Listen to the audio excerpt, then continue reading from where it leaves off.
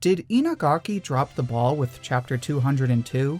I thought it was a pretty good chapter, but some people had a problem with the ending. Just to give you an idea, some Spanish readers took issue with how the Spanish characters behaved in a particular scene and thought it was out of character. And while nobody really seemed angry or offended, this incident brings up a good point about the use of background characters in the last few arcs. That's why in this video I'm going to address the recent incident in 202 and discuss whether Inagaki has been properly using the background characters from different countries in Dr. Stone. Be warned that this video will contain spoilers. Before I get started, make sure to comment with your thoughts on background characters in Dr. Stone. I'll pick my favorite and share it as comment of the week in the next video. This week's comment goes to Rama Q for sharing their thoughts on the recent arc of Dr. Stone. If you'd like more Dr. Stone and other manga discussions like this one, then make sure to subscribe and follow along with each week's video. So to get started, let's take a brief look at the history of background characters in Dr. Stone. The first case would obviously be the villagers of Ishigami Village. And in retrospect, that was a treat, because not only did we get the names of all 40-something villagers, but we also got lots of information about their relationships and culture. So even though we don't spend that much time with them, the background characters at least seem familiar to us because of everything we're told. I don't know about you, but I've always felt right at home in Ishigami Village. I know who Shovel is, I know Sho is the village fisher, and I even know the parents of characters like Kinro and Ginro as well as the Sparkly sisters.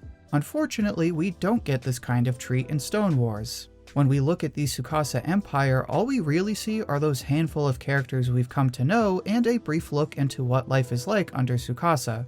But Treasure Island gets us back on track and offers a whole bunch of information about the people on that island. We get to see their culture, how they're different from Ishigami Village, and we even spend enough time with some of the characters to the point where they feel familiar. Then that's sort of it. When the team goes to North America, we only meet Stanley's team because that's all that's really there, which admittedly does make sense. But after the battle in South America, once the Kingdom of Science revives enough people to establish Super Alloy City, we don't meet any of these new background characters.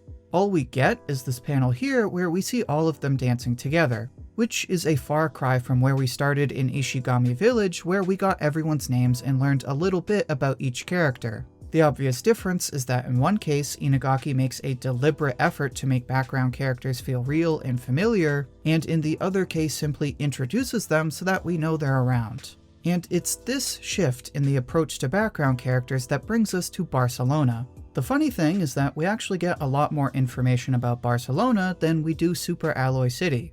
We learn about all the tasty Spanish food, thanks to Francois and Ryusui getting alarmingly horny over olive oil. We get to see a bullfight, and we even see Francois make an effort to speak with the new characters in their native tongue of Spanish. Although this is Barcelona, so they actually might prefer speaking Catalan instead of Spanish. Which brings us to the incident in question. At the end of the chapter, the Spanish characters bow to Senku and Ryusui in gratitude for reviving their culture. Now, like I said, I thought this was a touching scene, but didn't think much else of it. But when I took a look at Twitter, I learned that some Spanish readers thought the scene was a bit awkward. Some claimed it was weird for modern people to bow when it's not part of the culture like in Japan, but some fans went as far to point out that people in Spain, at least in Catalonia, are strongly opposed to monarchies and kings, and so bowing is just out of character for the people who would live there. And look, this is the age of the internet, where everyone is a critic. The My Hero anime trends on Twitter whenever Studio Bones doesn't draw something panel for panel, and Demon Slayer is suddenly in favor of Japanese imperialism because of Tanjiro's earrings. I get that people will always find something to complain about, but these are genuine complaints that point to a serious underlying issue in Dr. Stone right now. The issue being that, at least for the last couple of arcs, Inagaki hasn't made an effort to really flesh out these new cities. Again, in North America, Stanley wasn't really reviving people, so it made sense. Plus, North America started with burgers and ended with guns. All we're missing is crappy light beer, and Dr. Stone would have nailed the holy trinity of American culture. But all we get in Brazil is the panel of people dancing. Then we're already moving on to Europe. And when we get to Barcelona, it's not that we don't learn anything about the culture, it's that the people there don't seem to be realistically portrayed. So the obvious result of Inagaki not fleshing out these new cities is that they don't seem realistic. And it's this idea of a realistic world that really guides the discussion about background characters. Although I should be saying convincing instead of realistic. Because in a story like One Piece, for example, everything from the geography to the political systems and even the boobs are unrealistic. But because Oda puts so much detail into the story, I'm convinced that there's a city in the sky. I'm convinced that the corrupt system of government affects everyone in the world. I'm convinced I could have triple E boobs and never need back surgery. Well, maybe not that last one, but you get the idea. Point being that the world of One Piece is not real, and so Oda needs to portray that world and the people in it so that the readers are convinced it could actually exist. If it's not convincing, then readers are put off and don't find the story as engaging.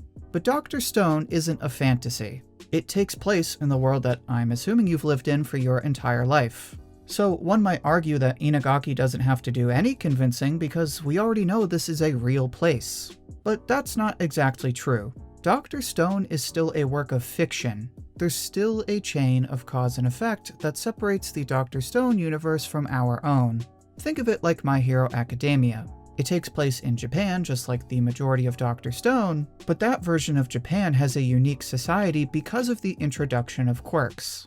So it's not enough to place the characters in a setting we already know exists. The writer needs to convince us that the world and the characters in that world could turn out the way they did given whatever event separates their universe from ours. And for the most part, Inagaki has done a great job of convincing readers that this is what the world would look like if everyone suddenly turned to stone. That this is what primitive villages would look like if Byakuya came down to Earth and tried to restart civilization. But then we have an issue when we get to the new cities with people from the modern age. And to really figure out what the problem is, we need to consider two questions. First, does Inagaki convince us that these new cities could be real places? Of course, we already know that these are real places. But we're not looking at Brazil and Barcelona in 2021. We're looking at Super Alloy City and the newly revived Barcelona as established by Senku. And like I said earlier, Inagaki really hasn't fleshed out these cities. For Super Alloy City, all we know is the Kingdom of Science is building a rocket and the modern Brazilians are apparently dancing when they're not helping Zeno. At the moment, readers are just left to make a bunch of inferences based on what we already know or might be able to Google about Brazil. So in Super Alloy City, Inagaki has kind of done the bare minimum. He leaves us to infer about the place without really fleshing it out. Now, in Barcelona, Inagaki actually shows us some of this information and has the characters explore the Spanish culture. But then there's the issue of the bowing. And that brings us to the second question, which is, does Inagaki convince us that this is how these background characters would react to Senku and his mission? And no matter how you look at it, the answer is a no. If you're from Barcelona or you're familiar with the culture, then you probably raised an eyebrow when these characters bowed in gratitude. But even if you're not, you probably questioned whether everyone would be unanimously okay with what Senku is doing. It's the same thing in Super Alloy City. We're left to assume that everyone is cool with Senku and they all got along and danced together like it's super happy fun time. And you want to know why we don't completely buy this? Because we already know this isn't what happens. The first 3 sagas of Dr. Stone are all the result of someone having a different opinion than Senku and deciding to act on it. Even after that, we see with Abara and Zeno that some people would rather use the Medusas for evil. So to assume that all of these background characters are cool with Senku and his plan, or even with Senku in general, is just inconsistent with what we've seen. And here is where the problem is.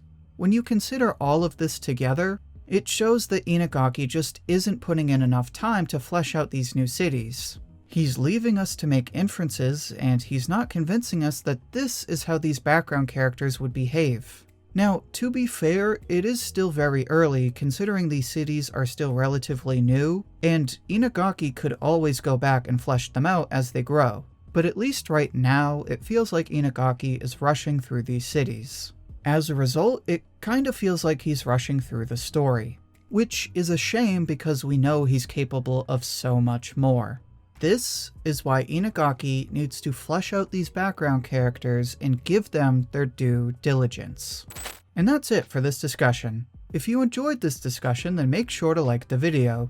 Also make sure to follow me on Twitch, where I discuss Dr. Stone and other Shonen Jump chapters every Sunday. And if you'd like more Dr. Stone and other manga discussions like this one, then make sure to subscribe and follow along with each week's video. Thank you for watching, and I hope to hear from you soon.